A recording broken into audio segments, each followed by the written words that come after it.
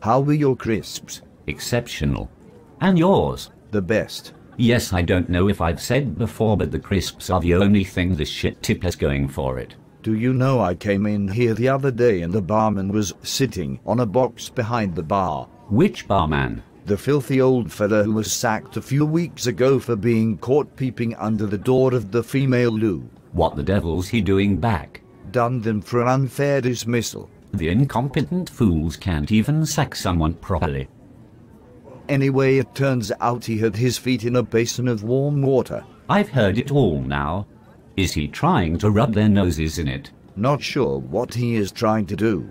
When he saw me, he got up, took a towel off the bar and set about drying his feet. Then he set the towel back on the bar and asked what I wanted to drink. A putrid act by a hopelessly putrid creature. Has he no shame? Evidently not. I was tempted to turn on my heel and walk back out. I happened to be stood opposite the scamming table the other day, and you've never seen a shiftier looking bunch in all your days. That's airport workers for you. I bet they're up to all sorts. Receipt fiddles, taking bribes, document forgeries, cigarette smuggling, right old black market they'll have going up there, I imagine. Every time one of them shouted around they paid with a 50. Shamelessly brazen behavior.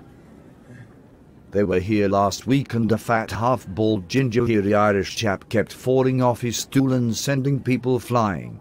I wouldn't mind, but it was only one of the little stools, but the place was jam-packed, and if he hadn't been such a big imposing chap, someone would probably have knocked him out. The same buffoon was eating from a chicken bucket one night watching the football, and I don't know how many roars he let out when someone walked past the screen. He kept this up all evening to the raucous laughter of his chums, even at full time when the ads came back on.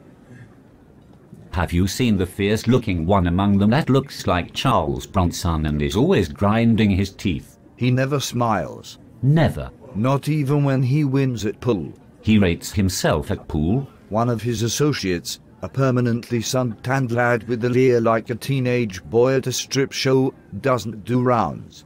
Not sure if you know this piece of work. How could you miss him? He never takes his eye off the fat table's female members. Obsessive type, you sense. Stays on his own cause of what I've heard him refer to as the anarchy of rounds. And he doesn't like queuing at the bar, so he buys 3 Guinness at a time. Then sets about sinking them, sipping each in turn, as if to avoid the creamy heads diminishing. They came in quiz night with sneers on them like men who'd just carried out a robbery, then set about throwing 50s at the staff. Who won the quiz that night? Take a wild guess. Money stays with money. What did the imbeciles win? 50 quid and 2 free rounds of drink. Scandalous. Justice has deserted the planet. If there was ever any in the first place. There's a big-nosed geezer among them who nearly has a heart attack any time the bell goes. You've never seen anyone run to the bar as fast to stockpile several more rounds. Has he no decorum? And there's a mutton chops lad with a Belfast accent who is always asking people do they want some, without ever expanding on what he has to offer, and another silver-flecked chap that can't sit still and is always pogoing about the place like he's got piranha fish in his underwear. And one wee red-shirted stout lad is always going on about all the girls that fancy him. As if. I mean, you want to see the state. He wouldn't get a ride at a carnival. A mate of theirs from Newcastle is always going on about being kettled. What's that all about? And they've a Mexican friend who comes over from the States occasionally and falls asleep after 2 pints. Some people can't hold their drink. They have a Scottish mate that makes up for the Mexican. He's drank Canada Dry before apparently, and I'm not talking about the soft drink. I've seen the fat leery Irish chap spitting at the piranha fish underwear man when he's had a few too many. And to think that's not even one of the filthier acts you will witness in this hellhole. Do you? No, a man walked in yesterday evening with a freshly run-over dead cat in hand, slammed it down on the counter and said, "That's the last one I'm getting used tonight."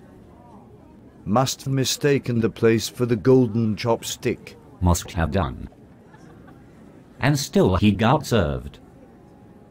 bar. Everyone now, including the staff, Demolish the joint, raze the place to the ground. then set the rubble on fire, scatter the ashes and build a car park on it.